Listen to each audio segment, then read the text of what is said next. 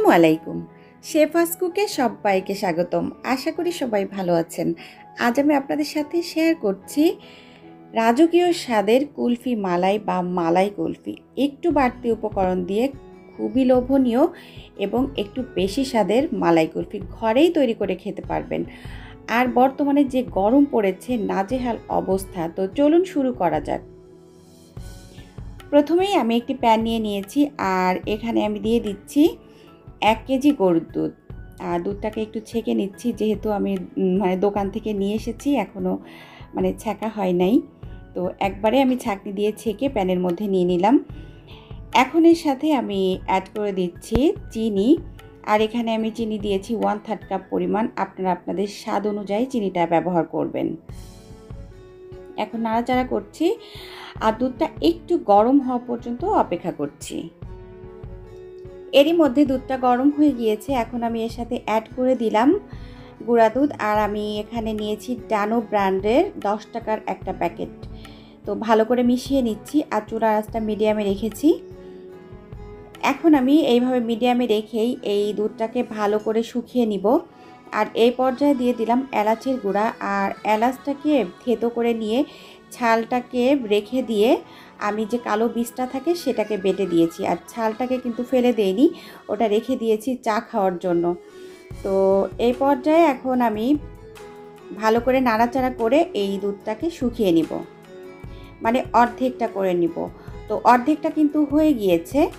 এই পর্যায়ে এখন আমি এর সাথে অ্যাড করে দিচ্ছি বাদাম। আর আমি আজকে এখানে 2 রকমের বাদাম নিয়েছি, কাঠবাদাম আর কাজু বাদাম। আপনারা চাইলে কিন্তু এক রকমের বাদামও নিতে পারেন।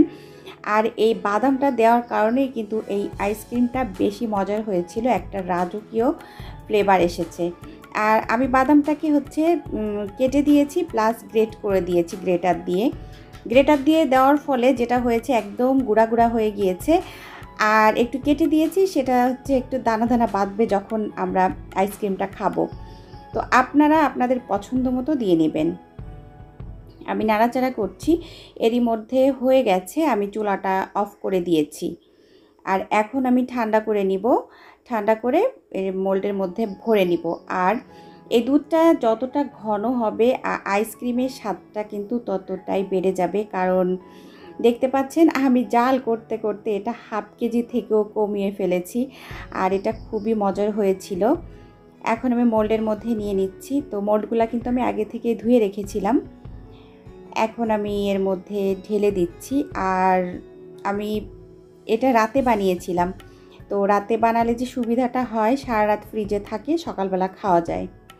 তো এইভাবে এখন আমি ফ্রিজে রেখে দিব মোল্ডটা ভরে। তারপর কমপক্ষে আপনি 6 ঘন্টা পরে আপনি বের করে খেতে পারেন।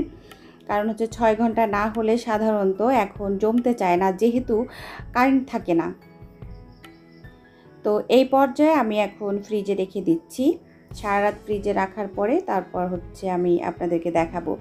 তো এই যে আমি বের করে নিয়ে এসেছি, মাত্র কয়েকটা আইসক্রিম হয়েছে, সেটা দেখতেই পাচ্ছেন।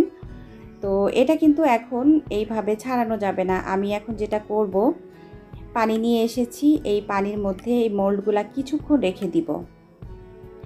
বেশি না, এই 40 সেকেন্ডের মতো রেখে দিয়ে তারপরে এটা আস্তে করেই কিন্তু খুলে যাবে। আর এটা কিন্তু আমি নর্মাল পানি দিয়েছি, গরম পানি দেই নাই। আর যদি দেখেন যে হচ্ছে না, তখন যেটা করবেন, 2 হাতের মাঝখানে নিয়ে একটু করবেন। এই যে দেখতে পাচ্ছেন আমি যেভাবে করছি, এভাবে করার ফলে আইসক্রিমটা একটু গলে যায়, তখন কিন্তু মোল্ড থেকে বের হয়ে যায়। তো এই যে দেখতে পাচ্ছেন, এটা খুবই মজার হয়েছিল, একটা রাজকীয় ফ্লেভার। তো অলমোস্ট কমপ্লিট।